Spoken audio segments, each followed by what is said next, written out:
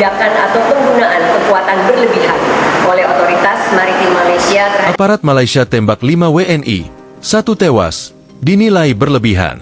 Sederet media di Malaysia memberitakan insiden penembakan 5 pekerja migran Indonesia, PMI, oleh Agensi Penguat Kuasa Maritim Malaysia, APMM, di perairan Tanjung Rehu, Selangor, Malaysia, Jumat, 24 Januari 2025. Kantor media tetangga itu menyebut, insiden terjadi lantaran PMI mencoba menyerang petugas APMM sebagaimana disampaikan pihak kepolisian Selangor. Berdasarkan informasi yang diterima Kementerian Pelindungan Pekerja Migran Indonesia, P2MI, insiden terjadi sekitar pukul 3 pagi waktu setempat. Petugas patroli APMM yang tengah bertugas mendapati kapal berisi 5 PMI melintas di perairan tersebut. Dari kejadian itu, 1 PMI dilaporkan meninggal dunia, 1 dalam kondisi kritis, dan 3 lainnya menderita luka-luka.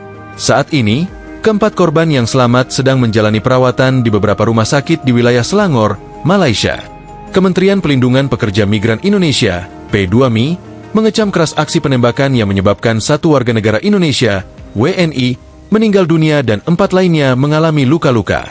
Kementerian P2MI mengecam tindakan atau penggunaan kekuatan berlebihan oleh otoritas maritim Malaysia terhadap 5 orang pekerja migran yang telah menyebabkan 1 korban meninggal dunia dan 4 lainnya luka-luka. Kata Wakil Menteri Pelindungan Pekerja Migran Indonesia, Christina Aryani, dikutip dari Kompas.com, Minggu, 26 Januari 2025. Dia mengungkap, jika terbukti petugas APMM menggunakan kekuatan berlebihan, maka wajib ada tindakan tegas sesuai hukum yang berlaku.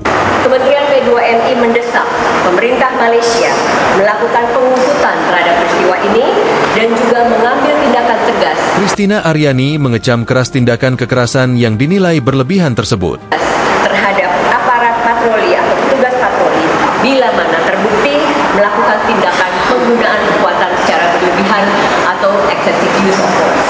Kata Christina, P2MI juga berkomitmen untuk memberikan bantuan hukum dan dukungan bagi keluarga korban, termasuk pemulangan jenazah. Saat ini, P2MI tengah menelusuri asal daerah para korban guna memastikan pendampingan bagi keluarga mereka. Kementerian P2MI telah berkoordinasi dengan Kementerian Luar Negeri RI, Kedutaan Besar RI, KBRI, di Kuala Lumpur, serta atasnya kepolisian untuk mendapatkan akses ke konsuleran. Hal ini dilakukan agar para korban dapat segera dijenguk dan dipastikan mendapatkan perawatan medis yang memadai. Selain itu, P2MI akan mendorong pertemuan dengan pemerintah Malaysia untuk membahas langkah pencegahan agar insiden serupa tidak terulang di masa mendatang.